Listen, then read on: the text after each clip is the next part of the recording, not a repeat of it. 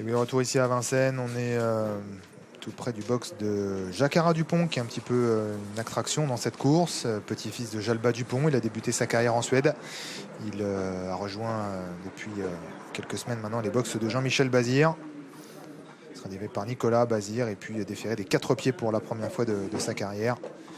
Là, qui est venu s'exercer il y a peut-être une semaine ou une dizaine de jours ici sur l'hippodrome de Vincennes avec à son sulky ce jour-là Jean-Michel Bazir. Il n'a pas couru depuis le mois de juillet, hein, ouais. Donc c'est quand même une grande rentrée, mais bon.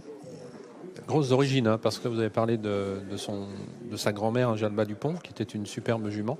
Et le père, c'est Traders. Le cheval a gagné 3 des 9 courses qu'il a disputées en Scandinavie. Mais il reste bien sûr difficile à situer. On va peut-être en savoir plus avec les échauffements, séquence de hit à venir.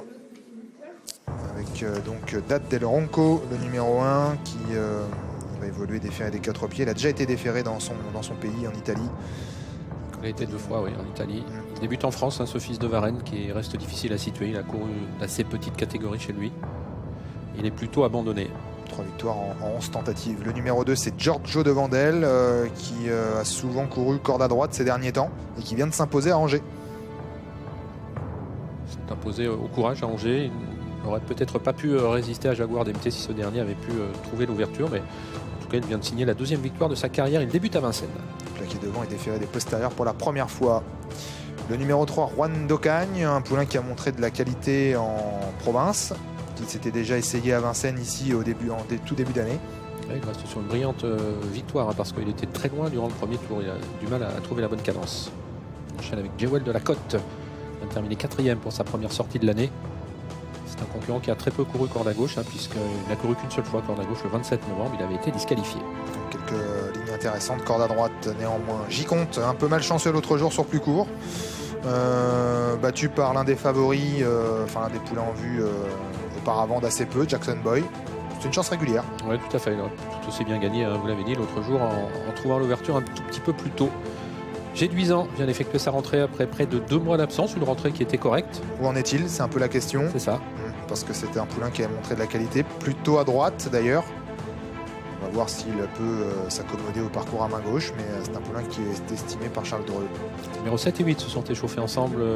Journaillot du Roi, qui est à l'extérieur du numéro 8, Jigsaw d'Amour. Jigsaw d'Amour qui vient de s'imposer le 6 janvier à Pontchâteau. C'est plaisamment d'ailleurs. Il a fait un très joli rapproché au bout de la ligne d'en face, hein, qu'il a su poursuivre jusqu'au passage du poteau. C'est un cheval qui aime bien Franck Leblanc, on l'écoutera tout à l'heure. Le Journaillot du Roi, c'est un poulain qui a souvent pas mal couru en bonne province, la Capelle, dans le nord de la France, Croisé-la-Roche. Pour l'instant à Vincennes, ça n'a pas été couronné de succès. Le numéro 9, c'est Jazzman de Bayeul, poulain confié aujourd'hui à Franck Nivard. Il a couru 2 fois au cours du meeting. Une première fois en allant devant, il a cédé. Et l'autre jour, en jouant les attentistes, il a conclu correctement, terminant 6e. Jour joyeux, un poulain qui a déjà couru quelques fois durant ce meeting.